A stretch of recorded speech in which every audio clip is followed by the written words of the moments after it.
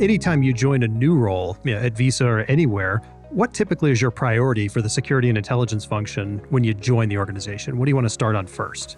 When I first started at Visa, I really wanted to do a listening tour with especially our regional security team to understand what's important to them. For example, protests in Latin America happen every day. They don't really affect our staff very much, but a protest in another part of the world may have a really brutal crackdown that could affect employees on the way to work. So really trying to understand what that baseline is for the regional security team, what's normal to them, what's not, and what kind of gaps can we fill for them? How can we be of most value to them? How often do they want to see reporting? We don't want it to be too much, so that then they just tune it out. So I think those were some of the main things when I first started, is trying to understand the company culture, trying to understand where our gaps were, what's normal for the different security directors, and then, how best can we slot ourselves into that and be of more and more value. What are some of the key challenges that your team has faced when it comes to monitoring and addressing organizational threats? I think one of the biggest things is the permacrises. I think you've probably heard that term before, but, for the last 4 or 5 years since the pandemic began, even a little bit before that, we've just faced one crisis after another, and it really can burn out the team. We are a lean team, and we're responding very intensely and thoroughly to every event we cover. So I would say, we're a little bit victims of our success in that, and that we jumped in so thoroughly with COVID, with Ukraine, with Israel. And we've set this expectation from the company that they don't make a decision until they've consulted with our team. And they, in terms of safety, they don't make a life safety decision until they've consulted us. And that's what we want. We obviously want to have a seat at that table. That's been great, but it's hard to maintain, in the long term. So I've learned more about, trying to be smarter in terms of the expectations we set for how much coverage we're going to provide, how often, how long we'll be able to maintain it.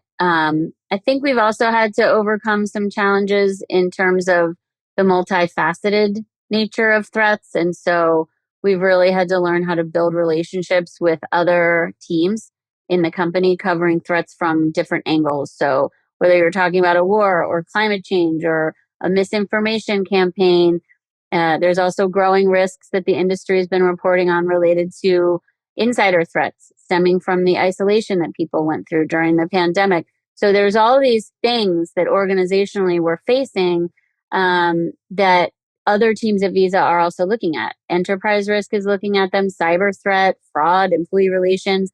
They're all having to deal with these in different ways. And so, building partnerships with them in covering these kinds of threats, that's been really, really useful. So we can ensure that we're set up to handle these risks. So we know their concerns, they know ours, and we're covering them in as holistically as possible.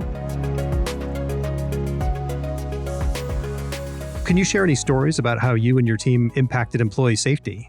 I mentioned in the beginning, we have 3 different domains for the GSOC, which is very tactical, and the Intel team and the workforce protection team.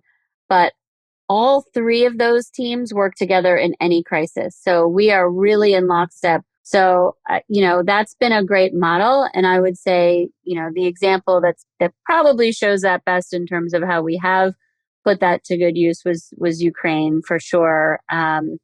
We had various indicators in place months before the war actually started, that were looking at a variety of factors. And based on what we were seeing as an intel team, we really believed that this war was likely to occur. So probably 4 to 5 months before it actually started, we were already working through scenarios. So we had the GSOC monitoring the day-to-day tactical news and informing the team on anything that was really sort of breaking news using a variety of tools. We also had the intel team working with the regional security directors.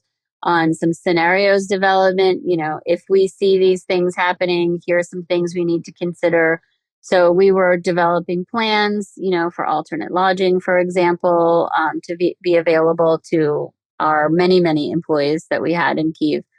And then when the war started, our team worked very closely with the regional security team and deployed. So I was out in the region with many of our other security directors, working daily for weeks to communicate with our staff there on any, we were gathering information from them. Where are you? What are your needs?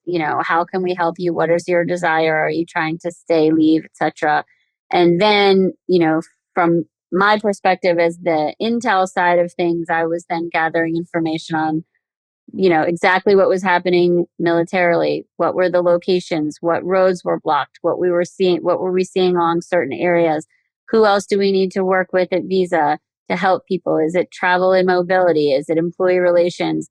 What are their other questions? And then we were doing things like tracking them as they moved and checking which border crossings, if they were trying to leave, which border crossings had the least traffic. It was extremely real time. And then, we were working with our security directors as well, who were then physically being there with them to help get them across borders safely. So it was just one of these examples where you can just see how the culture of just being such a caring organization for employees and putting employees first and making sure that we did whatever we could to get them the help that they were asking for. It was just really crucial. And every single person who wanted to leave was able to with our support. Yeah, that's great. I can imagine they were probably pretty grateful. Yes. And I got to meet several of them on the other side, and you could see the relief on their faces. It was definitely really nice to be able to see them safe.